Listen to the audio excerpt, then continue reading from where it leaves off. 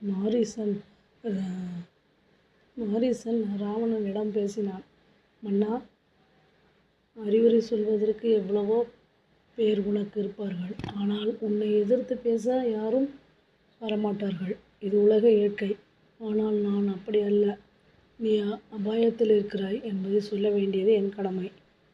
ராமனை பற்றி உனக்கு யாரோ தவறான தகவல்களை கொடுத்திருக்கிறார்கள். அவன் உத்தமன், வல்லவன், தர்மத்தை காப்பாற்றவே காட்டுக்கு வந்துள்ளான். அவனது மனைவியை எடுத்து வந்து உனக்கும் உன் குலத்திற்கும் நாசம் தேடிக்கொள்ளாதே என்றான் மாரீசன்.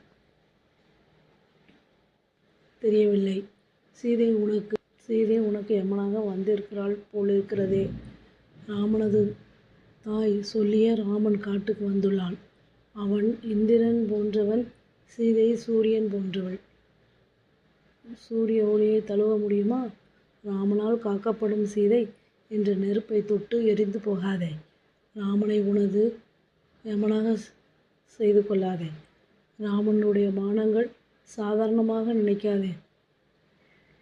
முழுமையாக யோசிக்காமல் நீ ஏன் இக்காரியத்தில் பிரவேசிக்கிறாய்? ராமனுடன் யுத்தம் செய்து நீ மீளமாட்டாய். விஸ்வாமித்திரர் யாகம் செய்யும் பொழுதே இவன் அங்கு வந்து என்னை அடித்த அடியில் நான் கடலின் பக்கம் விழுந்து வெகுதேரம் மூர்ச்சையடைந்து கிடந்தேன். ராமனுடைய கோபத்தை சம்பாதித்து கொள்ளாதே. பெரும் பாவத்தில் ஏன் இருக்கிறாய்? உன் நாசத்தை இப்பொழுதே நான் காண்கிறேன். உன் சுற்றத்தாரை ஏன் அழிவில் இறக்குகிறாய்?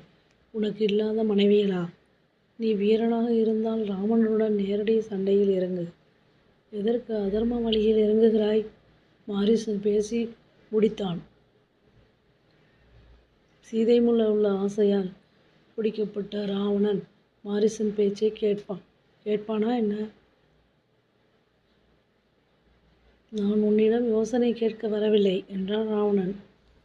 ராமன் ஒரு பெண்ணால் காட்டுக்கு துரத்தப்பட்டவன்.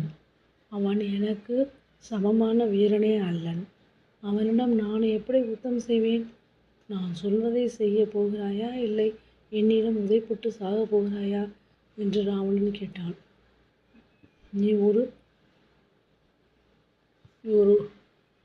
ஒரு பொன் மானாக உருவெடுத்து வெள்ளி புள்ளிகளுடன் கூடிய உன்னை சீதை காணட்டும். அதனை பிடித்து தரச் சொல்லி சீதை ராமனை அனுப்புவாள்.